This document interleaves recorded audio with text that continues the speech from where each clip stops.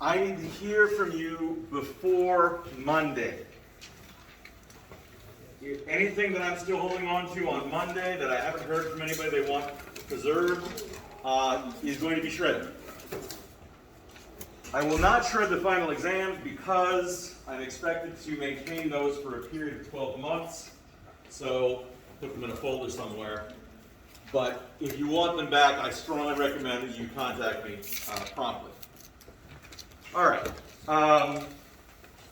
That said, let me just refresh memory on the things I said about how things are going to work this week.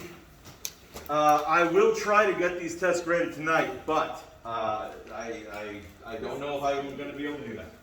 So you might not see them or know your grades before Friday. So regarding grading, your final exams will be graded by Sunday. On Sunday, I will assemble your final grades and post them to PeopleSoft. They will be propagated to my GCC, where you can view your grades. Those will be posted Sunday, no later. By the time I start posting those grades, it is too late for you to submit homework.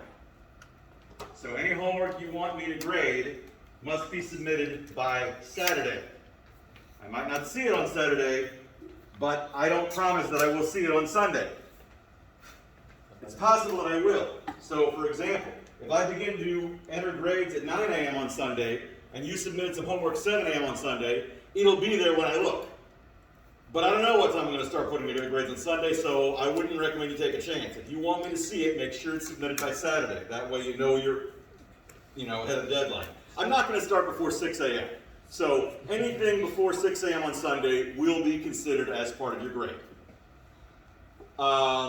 Regarding assignments on Canvas, I was just about to, I did briefly post the key to the Chapter 10 supplemental homework, but then I went to grade it and I saw, I think, one, maybe two groups at most have actually submitted the Chapter 10 supplemental homework.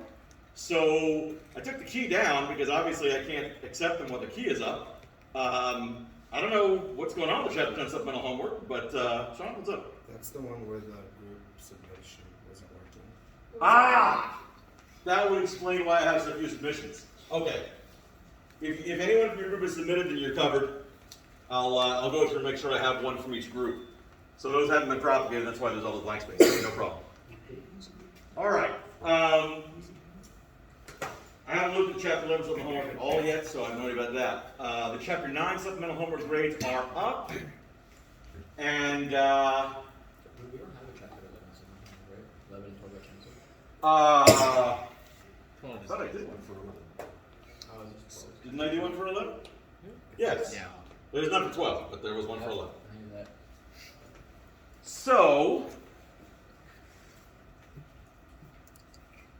yeah, Chapter 11 supplemental homework, by the way, if you are still struggling with it or if you want to revisit it,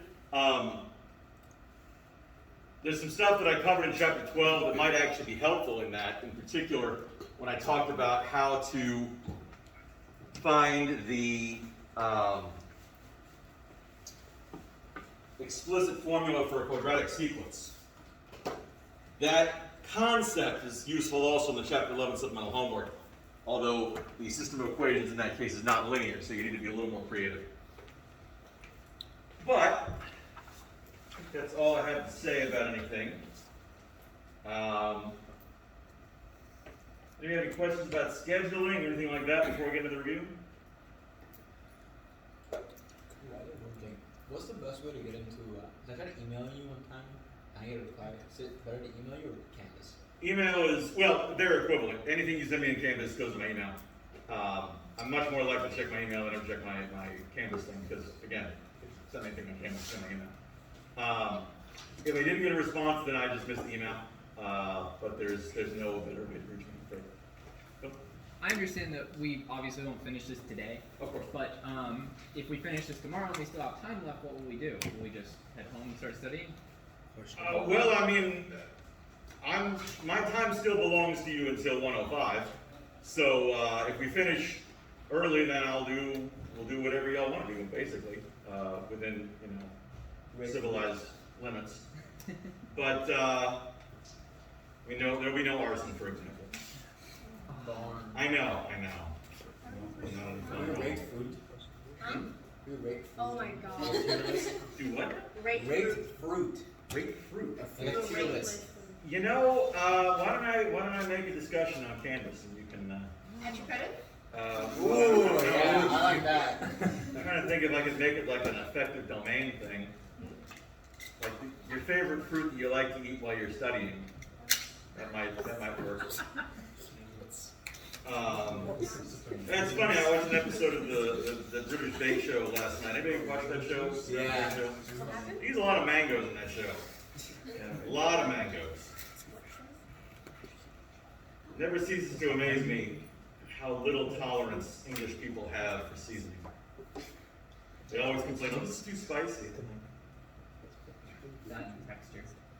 Yeah, they seem to just They really like like mushy their porridge. Anyway, all right. So let's talk about the review then. I said the review kind of working my way backwards just because I remembered the stuff more recently, more clearly.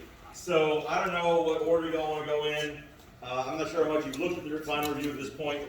So I don't know if you have anything in particular that you wanted to see right away. Otherwise, I'll probably just start at number 1 and work my way through. Do you have anything they want me to prioritize, Sean? I'm not sure if everyone agrees, but is it okay if we start with like the older stuff first, just in case we don't live through all of this? We will get through all of them by tomorrow. There's no way I'm not going to get through all of it tomorrow. It's just a question of whether I do today or tomorrow. But I can easily start at the bottom and work my way up just as well. Not a problem. It might be better to know because we're more fresh, so it's better like a reminder of the older stuff. I spend more time on all the stuff and speed through the new stuff. Not a bad idea. So, let me start with number 26.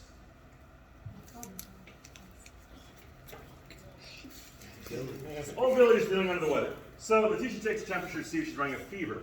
Normal body temperature for a goat should be under 103 degrees. So, normal temp for a goat,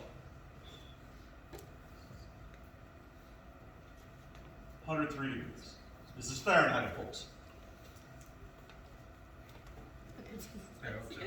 Yeah, I mean, 103 centigrade, there really are very few organisms that can survive that kind of temperature. Mostly like tardigrades and weird things clinging to sub-ocean thermal vents. The thermometer reads 103.4 degrees. That is Old Billy's temperature.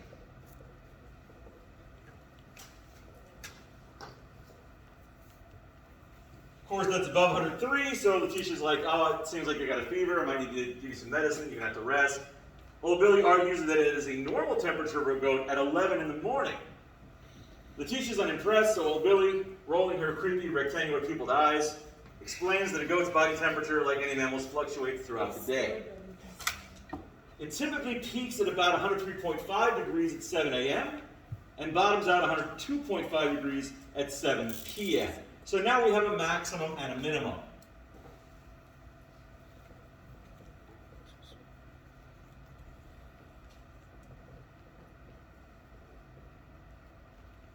We also have one other critical piece of information. What else can we glean from that? One's at 7 a.m., one's at 7 p.m. It's like a cycle. The time involved, yes. 12 hours period. Right, so what is the period? 12 hours. It is not 12 hours. 6 hours? Is it 2 pi over 12? No, that's going to be part of the equation, but Is it half that's not the period. half of it? 12 hours is not a cycle. 24 hours? 24 hours is a cycle. Oh, the day cycle. 12 hours is the time from a peak to a valley. That is not how a period is measured. It's the peak to peak. Period is peak to peak. So, period is 24 hours. And, it would be a little strange if a body temperature cycle was 12 hours when our activity periods typically be 24 hours. So, that should be enough information for us to build an equation. To build an equation, I'm going to need to know things like amplitude, I'm going to have to know the mean value, I'm going to have to know the period, I'm going to have to know if there's a phase shift. We'll get back to the phase shift after we've made a couple other decisions. So, mean value isn't a term that I used a lot before, but it's a good way of describing the midline. What is the mean value of a goat's body temperature, according to the information we've given so far? 103 is the mean body temperature for a healthy goat. So, what about the amplitude? Not quite. 0.5. 0.5. Right, because the amplitude is measured from the mean to a minimum or maximum, not from the minimum to the maximum. So, we also need the period, which we've got as 24 hours, and then we're going to think about a phase shift. What about the phase shift? Do we need one? No. No. How will we avoid one? We make it a sine graph rather than a cosine graph. Sine would definitely need a phase shift. Okay, we're starting at a high and we're going If down. we do it with a cosine, if we pretend that 7 a.m. is time 0, we could avoid a phase shift, but that seems awkward to me. I would rather time 0 be midnight, because that's how clocks usually work. Can you remind me one more time what a phase shift is? Phase shift is when your curve is shifted to the left or the right. Okay, so why, in this case, like, how do you, There's a peak at 7 a.m. So there's going to be a time that we call time 0. There has to be some time called time 0. Just because that's how clocks work, my impulse is to say that t equals 0 is midnight. Because that's how time is kept. Certainly that's how time is kept in the European measurement of time, where you have, 0, 0, 0, 0.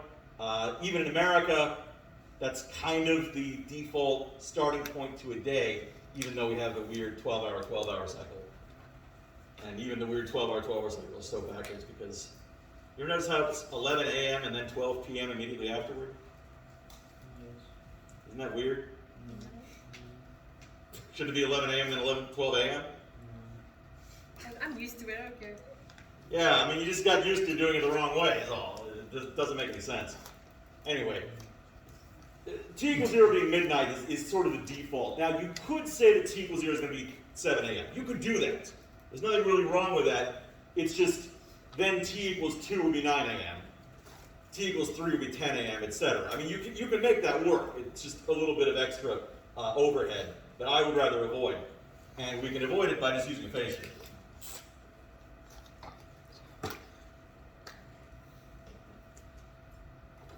So we're going to have a phase shift. The question is, how much are we going to shift it? If we're going to use a cosine curve, we can shift it 7 hours, and it'll work perfectly. Because cosine starts at a peak. So the peak should have been at midnight. To shift that peak to 7 a.m., we're going to phase shift 7 hours.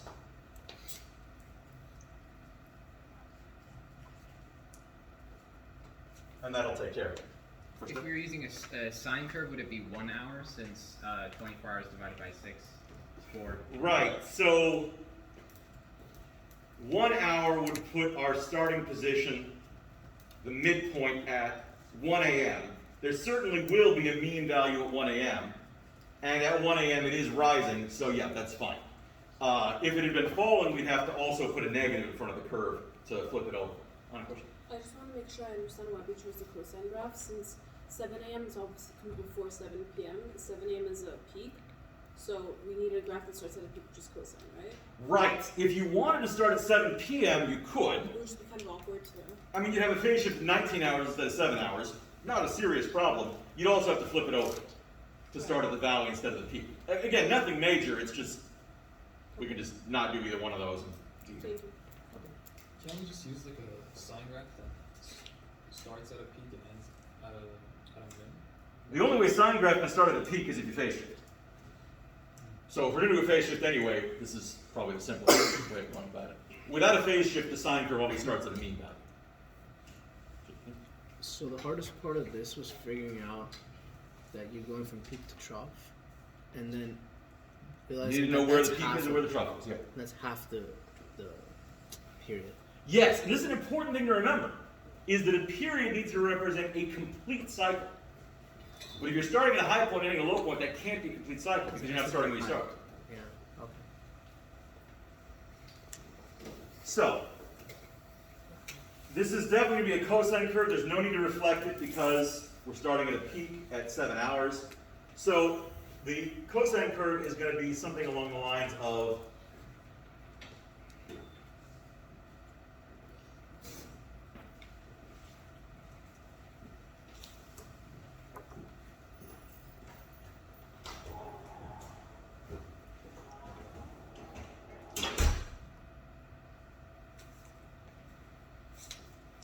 where A represents the amplitude, although it's important to remember the amplitude cannot be negative, A can be negative.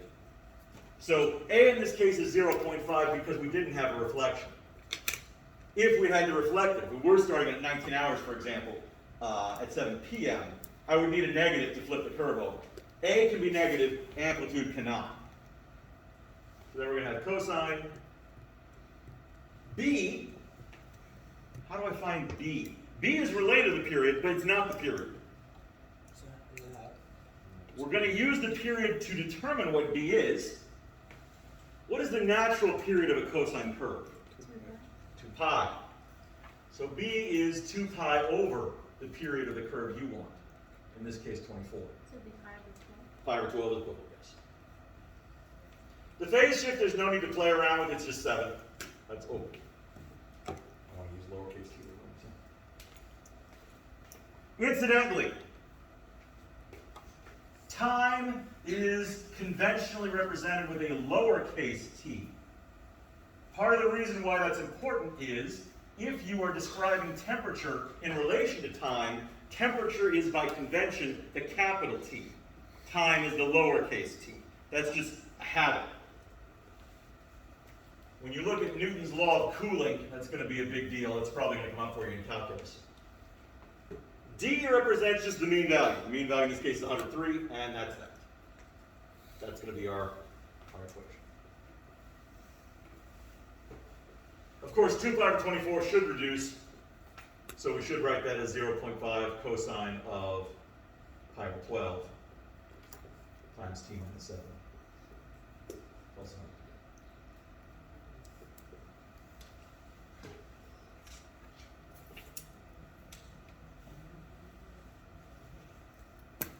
So 0.5 is the amplitude. And we get that because we compare the maximum and minimum to the mean.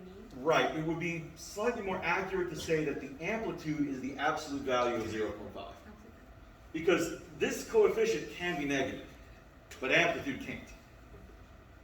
If the coefficient is negative, all it's going to do is flip the curve over. But the amplitude would say what it is, because the amplitude is the absolute value. Okay, so there's our equation. Let me just type that in. Professor, was the equation considered wrong if we don't use like a lowercase t for the value of time? Oh, no, as long as it's clear what's what, that's fine.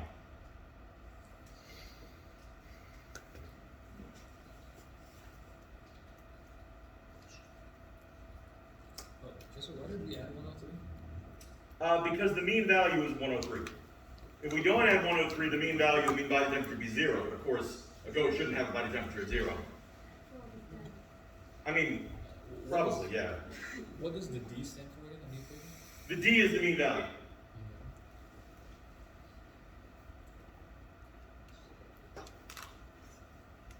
Every sinusoid has a mean value. I used to call it the midline, but mean value is actually a better term that you'll see in other contexts.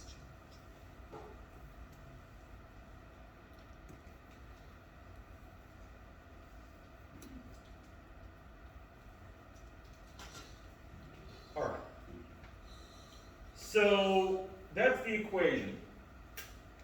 And then we want to look at a graph. So how do I graph that?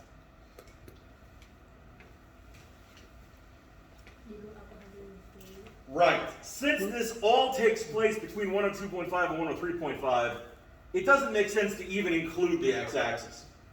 It's so far below any part of the graph. So I'm just going to have 101 here, 102 here, 103 here, 104. That's a little too close.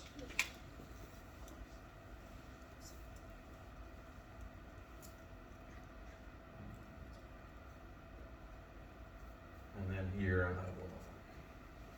Even that, I mean, it's only going to exist between 102.5 and 103.5. So the mean value is 103. I'll put a little dotted line across to indicate that. We're going to have a maximum 103.5 here, minimum 102.5 here.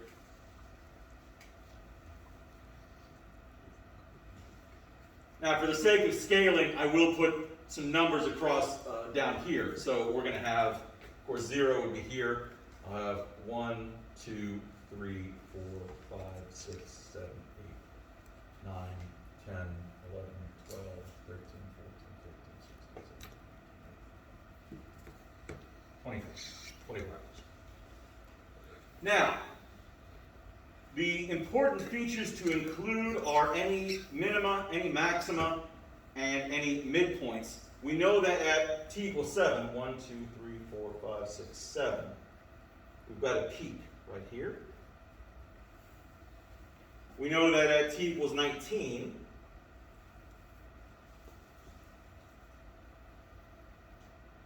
we've got a low point. The midpoints will occur where?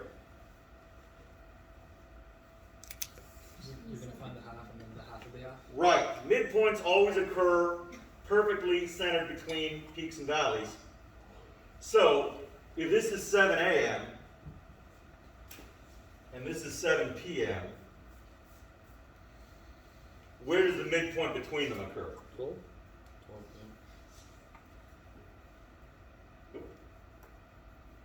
How much time passes between 7 a.m. and 7 p.m.? 12 hours. Okay, 1. So, half of 12 is 6. If I go 6 hours in between, I'm going to hit at 1 p.m.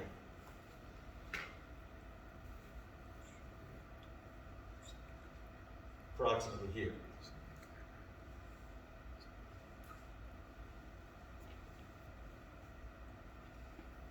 Now, where are the other midpoints? Between 0 and 7. Over here, it's going to be again 6 hours. So right at 1 a.m., we'll have a midpoint. 6 hours past 7 p.m. is the next day. We're not going to get that far. So if I draw the curve, it should look something like this.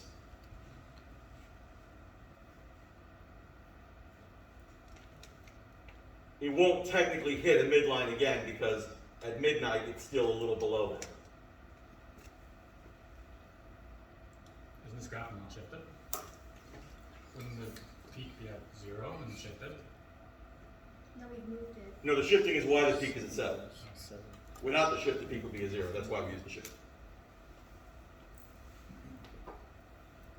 So again, you could, as Dylan suggested, use a sine curve and just have a phase shift of 1. You'd produce the exact same graph. That'd be fine. But to me, that was a little less intuitive. Of course, I would accept either answer is correct. Unless the instruction specifically said to use a cosine curve, which I'm not going to tell you. So, either one is fine. Question now? So 103 is our midline because that's the average normal temperature. Right. And cosine, since cosine starts at a midline, it starts at 103 Cosine starts at peak. at a peak. I've just shifted the peak 7 hours to the right. So that's why there's a peak here at 7. which is where the high temperature should be. At 7 a.m., we have that 103.5. Here at 1 p.m., it should be 103. 7 p.m., 102.5. Here at 1 a.m., it's 103 again. It will hit 103 again at 1 a.m., but I'm only drawing one period, so I'm not going that far. Okay, so here our graph starts at 7 a.m. Do what now? Our graph starts at 7 a.m. here. Well, the graph starts at 0. I have this curve here. It's part of the graph. We have a peak at 7 a.m. So, I mean, you could have drawn from 7 a.m. to 7 a.m. the next day. That would also work. That makes more sense. This is certainly going to go like that. So if you drew from 7 a.m. to 7 a.m., that would also be acceptable. It would be a full period. As long as you have a 24-hour span, it doesn't matter to me which 24 hours you're talking about. No? Yeah, I had a question. How did you know that 7 p.m. was at 19 hours? Ah, 12 hours different. yeah. In the American reckoning of time, AM and PM are both 12-hour blocks. So between a time in AM and the same time in PM is always 12 hours. So from 7 hours, I added 12. Oh, okay. Again. It's fine. What's your initial value? I can't remember. The initial value is not immediately obvious. I would have to plug a 0 in here for t and approximate.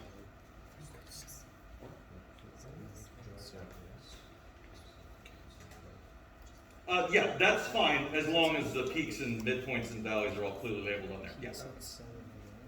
Which one? Well, I mean, I kind of also like the first point. It's at. Oh, I started at 7 a.m. because that was the first point I knew about. What's the one to the left? This is 1 a.m. So we find between in the 12-hour block between 7 a.m. and 7 p.m. we find the midpoint or Right, so this is a 12-hour block. The midpoint is going to be 6 hours in between. which is 1 p.m. So it's always 6 hours between peak, mean, valley, mean, peak. Always going to be 6 hours, 6 hours, 6 hours, 6 hours. Can we just start the graph from the 7? Yes, that was, a couple people already asked about that. Yes, as long as you show 24 hours, it doesn't matter to me when your 24 hours starts. As long as everything's clearly there. So, get that in Desmos real quick so I can put that on the key there.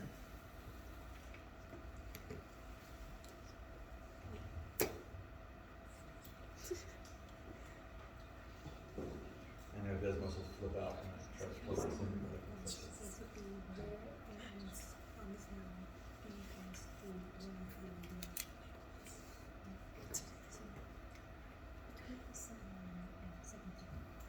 So how did you decide you want? Like how did you know you were gonna use the 1 p.m. as like the 24-hour interval? Because it's a 6 hour gap each time. So did you just like already like do the math before you start drafting it? Well, no.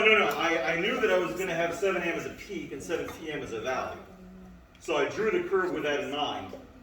I didn't need to know exactly where the midpoints were, but I could calculate if that's 12 hours in between those, then it's 6 hours each way.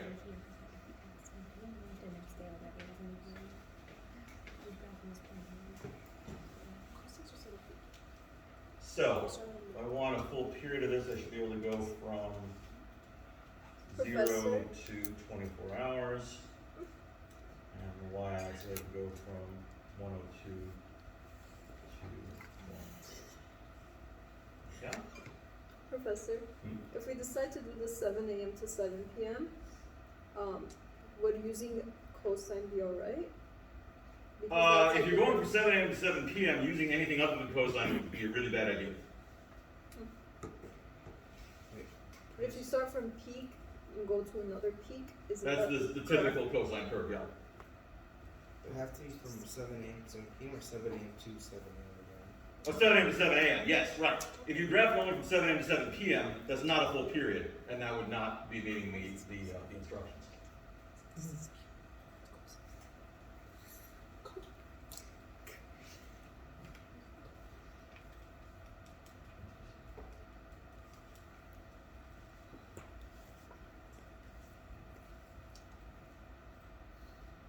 Yeah, questions? Professor, since your line starts from 1 a.m., shouldn't the equation have a sine instead of a cosine? Oh, that's what I'm saying. You could get the exact same graph if you replace cosine with sine and replace the 7 here with a 1. It would be this graph.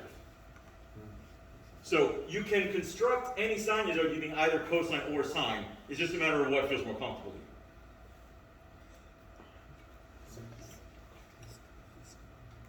All right. So what would be the exact normal temperature at 11 a.m.? How would we determine the ideal normal temperature at 11 a.m.? Plug in 11. 11 a.m. is in fact 11 on this time scale, so I just plug in 11 into the equation and crank it out. You get 103.25. 103.25, because that's actually going to end up on the unit circle. So the correct, or the ideal healthy temperature at that time of day is 103.25 degrees, meaning that we should probably think that old Billy has a secret. He's dying. Never. Just a quarter of a grade. Never. He's too old. Old Billy lived through the 90s. She's not dying now. That's a long time ago, though. She's old Billy. I mean, she's not young Billy. All right. So, any questions about this question?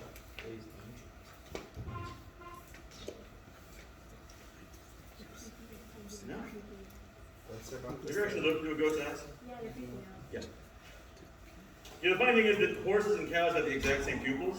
Yeah. It's just that their irises are so dark you can't see. Yeah. But if you look closely, John? Just in general about the study guide, is it safe to assume we're gonna have like a lot less questions than this, like at least 5 less questions? Well, I mean, remember, you're only going to have 2 hours and 20 minutes. So time-wise, you're not going to have much more time than you had on the unit tests. Which means, in terms of length, it won't be much longer than the unit tests. The unit tests mostly have about 16 questions. The final might have 17 or 18.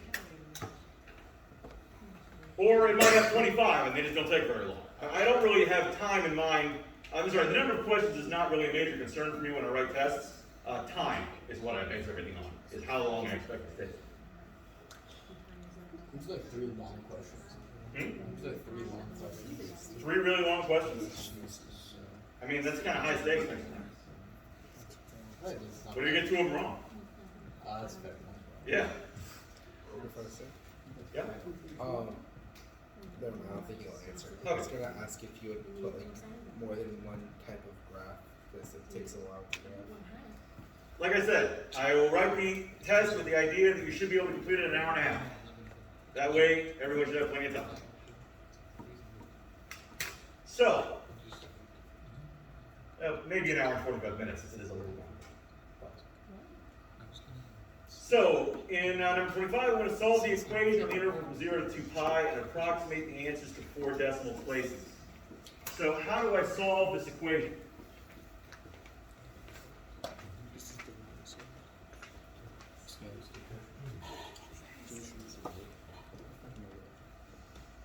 How does one solve an equation, generally speaking? It's a good basic principle for solving an equation. You get one of the variables on one side. So equal to 0. You invert everything. Each operation being carried out on x, I will undo by inverting that operation. They'll cancel each other out, I'll end up with just x. Now, an inverse is not always possible. Particular trig functions don't have inverses, not good ones. So we'll have to manage that in a certain way. But if I take 3 times something, I can invert that by dividing by 3. So if I start with 3 cosines of 2x minus 3 is equal to -2, I'll divide by 3 to start off. Cosine of 2x minus 3 is now equal to negative 2/3. Is that possible? Yes. It's possible because it's between negative 1 and 1. If I were telling you that the cosine of something was equal to negative 2, that would not be possible. You could stop at that point. But it certainly can be negative 2/3, so we have to continue. Now is where I run up against that awkward cosine problem, because, like I said, cosine doesn't have a true inverse. There is an operation called cosine inverse we've worked with before, which, by the way, if you ever see the term arc cosine, same thing.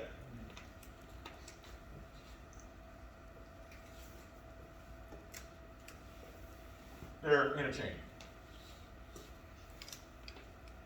Oh, with arc cosine, there's a technical thing about whether it's capitalized or not. I don't know. That comes from precalculus, but we've used the inverse notation, so we'll just keep with that. So if I say I'm going to do the inverse cosine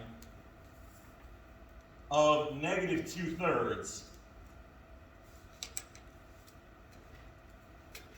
is that equal to 2x minus 3?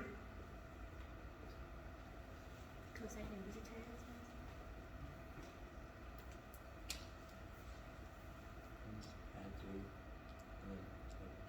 Are those equal? Yeah. I mean, X can be They might be.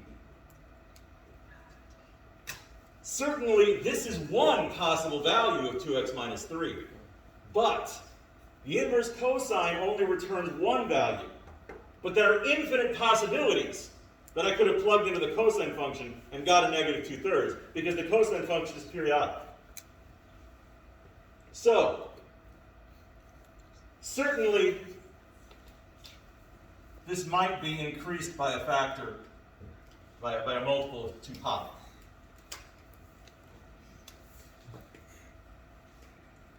But another possibility also exists, because the inverse cosine is only defined in which quadrants? Second and first. The first and the second. But 2x minus 3 could have been in the fourth quadrant. Inverse cosine won't tell us that, no matter how many times I add 2 pi. So I also need to consider, let's see, this is in the, what quadrant is this in by, what quadrant is this in, I should say? The inverse cosine of negative 2/3 is going to take us to the second quadrant, because that's how cosine inverse is defined. If I also need to accommodate the third quadrant, I have an angle here, cosine inverse of negative 2/3. I've got another angle down here with the same reference angle. How can I describe it? Add Pi plus cosine inverse of negative 2/3. Afraid not. If I add pi, I'm going to go down here. Pi is going to take me a half turn. Minus. I'm going to have to do a little bit of adjustment. Certainly pi is going to be pointing straight to the left. Oh, we subtract the cosine from The pi. reference angle is pi minus the cosine inverse of negative 2/3. So I'll call that theta apostrophe. That's the reference angle. That's pi minus the cosine inverse of negative 2/3. This angle has the same reference angle. But I would find that by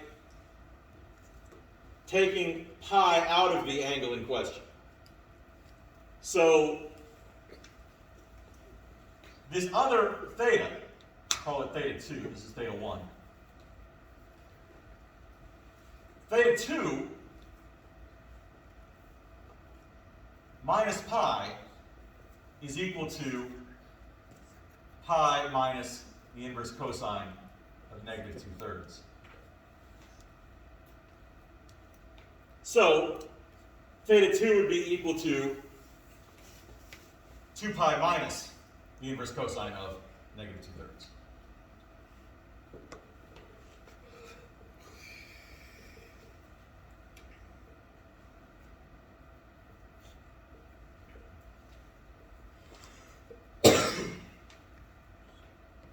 theta 1 is this value, and therefore theta 1 is this value. Theta 2 is 2 pi minus the inverse cosine of negative 2/3.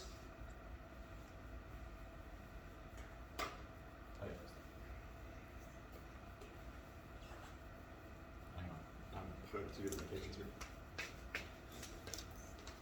Back up and make sure I know what I'm saying.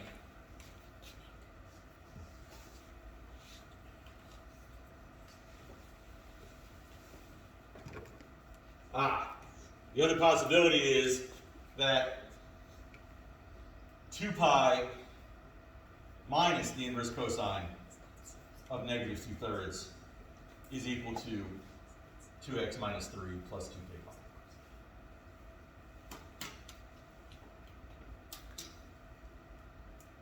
But I can adapt that if I subtract 2 pi from both sides. 2k pi minus 2 pi is 2k pi, because it just means that I went around one less time. So effectively, that doesn't matter. What does matter is the fact that it's negative.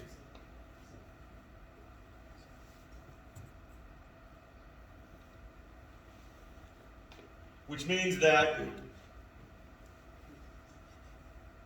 the inverse cosine of negative 2/3 would be equal to 3 minus 2x plus 2k pi. So these are our two families.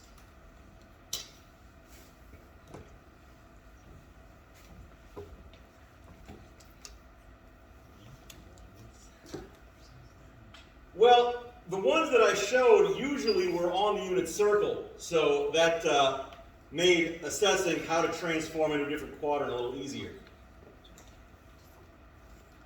An alternative approach would be to say, well, cosine is an even function, so the inverse cosine of negative 2/3 is the inverse cosine of 2/3. So if my reference angle is up here, the angle below would be 2 pi minus that angle. So that would get you there a little faster, but either way, these are the two families we need to concern ourselves with. So, how can I express x? X, of course, is my goal.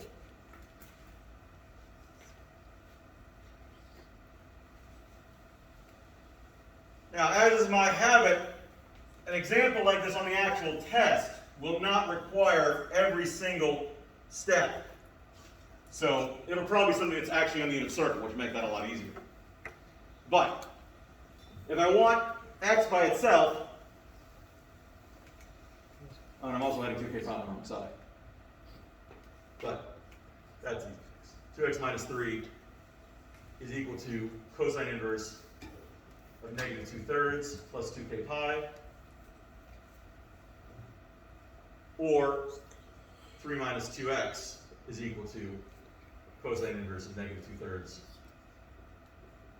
plus 2k pi. So I need to add or subtract 3, depending on which version I'm looking at. I need to divide by 2 or divide by negative 2, again, depending on which version I'm looking at. So this top one is going to end up with x equals, if I add 3 to both sides, that's going to be 3. What's it? Can you just write in plus or minus and say what's after that? I'm afraid not, because it's going to falsify it.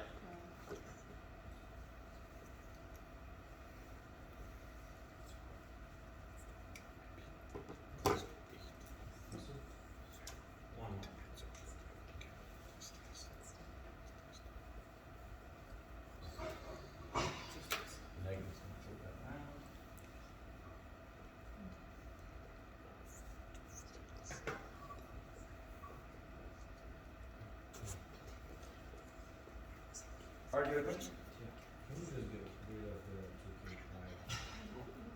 There's 2 pi's. Yes, but because of this 2, that means that we are actually going to have to do an extra cycle. Because we're effectively going around twice because of the coefficient of 2. one of the negatives, one of those two be negative? One of them is negative. Why isn't it negative? Because I also divided by -2. And that flipped everything. I said, I didn't even bother when we applied into the third quadrant for this. Because over there on that side of the board, you went to the third quadrant. Yes. For theta 2. So that just for the reference something? Or? Yes, well, because I needed both of these. These are both solutions Okay. to the original equation. And without going into the third quadrant, I would have lost this one. Because cosine is negative, so we need to get all the x's that are negative. Right, And those right. are both over. So, I can simplify that a little bit. Here I can do plus or minus because it's basically the same thing. I can write this as 3/2 plus or minus the inverse cosine, and I'm just going to drop the negative because cosine is an even function. Cosine inverse, therefore, well, no, that's not true. Cosine is negative. Plus k pi. So, if I want to limit myself to solutions that are between 0 and 2 pi, I'm going to have to start plugging in numbers and see which ones come out. Numbers for k, I mean. So I'm going to start with k equals 0. Then I'll look at k equals 1. I'll consider k equals 2 if I need to. How do I know which ones count and which ones don't? I'm going to have to approximate each one. So I'll have x equals 1.5 plus or minus, and then I'll have to take the actual inverse cosine of negative comparative to 1. Now, could I have approximated sooner? Maybe. The risk of approximation is you never really know how far off it's going to throw you down the road. So keeping things exact until the very end avoids compounding your rounding errors. Oh, I'd have to be more precise than that. It was 2.30052. Oh.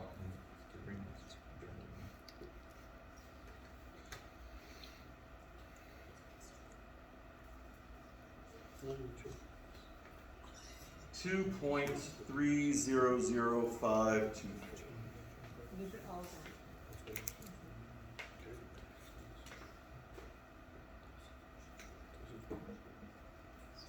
Yeah, the question says rounding to 4 decimal places. So I need to make sure I go to at least 4 decimal places for now to make sure I don't lose anything later. So if k equals 0, it's just this. If I add 2.300524, I'll be in bounds. If I add, I'm just going to list my solutions over here. One solution will be 3.8005. If I subtract, I'll be out of bounds, because if I subtract, I'll get a negative result. So that one's out. If k equals 1, I'm going to have 1.5 plus or minus 2.300524 plus pi, 3.1416 approximately. So if I add 1.5 plus 2.3 plus 3.1416, I'm going to go out of bounds. But if I take 1.5 minus 2.300524 plus 3.1416, I'll get a result that's still in bounds. So 1.5 minus 2.300524 plus 3.1416 gives me 2.3411.